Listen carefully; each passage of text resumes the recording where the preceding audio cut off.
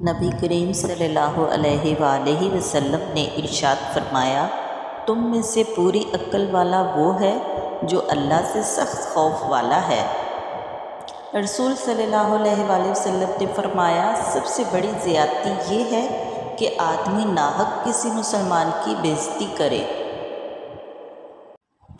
فرمان مصطفیٰ صلی اللہ علیہ وآلہ وسلم ہے، مومن مرد اور عورت پر آزمائشیں آتی رہتی ہیں، کبھی اس کی ذات پر تو کبھی اولاد پر اور کبھی مال پر، یہاں تک کہ جب وہ اللہ تعالیٰ سے ملاقات کرتا ہے تو گناہوں سے بالکل صاف ہو جاتا ہے۔